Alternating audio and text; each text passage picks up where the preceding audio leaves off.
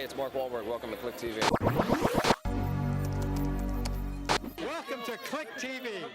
Hello, welcome. We haven't done a video review in a while, so we've both just seen Kick-Ass 2, so we thought we'd talk about it in a video form. Yes. Yes. But pretty much anyone who's seen Kick-Ass 1 has seen Kick-Ass 2, I reckons. I think that's unfair, but we'll get to that. Ready to go again? What do you want me to do? Hit me. You're a 15-year-old girl. Oh. What the hell?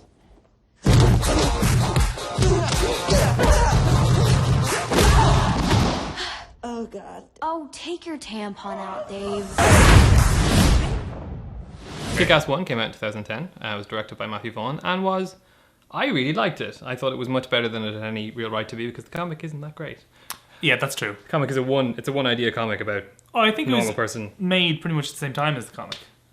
Yeah, they were kind of, there was a big Productions were delay, injunction. because Mark Millar's really, really slow at making Yes, comics. he is. He's not quick at it. But yes, I really enjoyed it. It cost about 30 million, made about 100, so pretty good for a movie that has as much cursing and slicing in it as it does. And made a star of Chloe Grace Moretz. Used to be Chloe Moretz, now she's Chloe Grace Moretz. And yeah, I really enjoyed it. You didn't enjoy it quite as much. Well, no, I enjoyed it perfectly fine, but I also enjoyed Kick-Ass perfectly fine. I just think all the beats were very similar. The Yeah. action's very similar. The themes are very similar.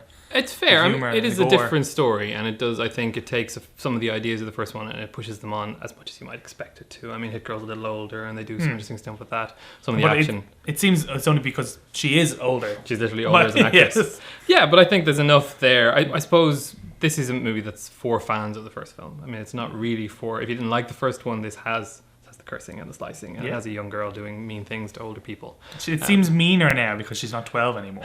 Yeah, it is a slightly sinister sort of idea because she's old enough to know better to some degree. The fact that she's still doing these horrible things is And they're kind of horrifying. pretty horrible. They're pretty horrible. Are they as horrible as the first one, though? I don't think so. Yeah, there's an excellent sequence. There's kind of a car chase, which just speaks of the bigger budget of this one, and there's a lot of people who fall onto the road, and that doesn't work out well for them. No. People versus cars. No, yeah, to lose. it doesn't win.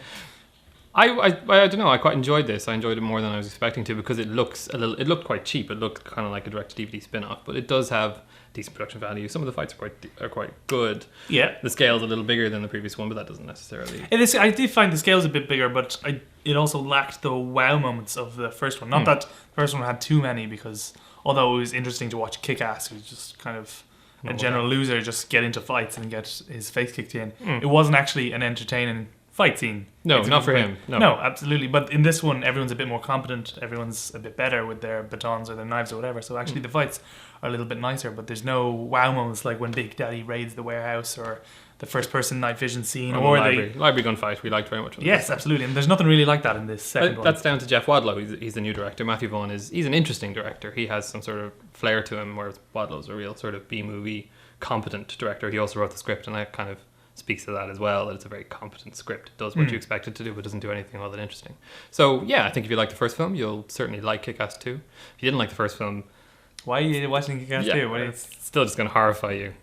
But I think, yeah, definitely check it out. You can catch the full review on clickonline.com.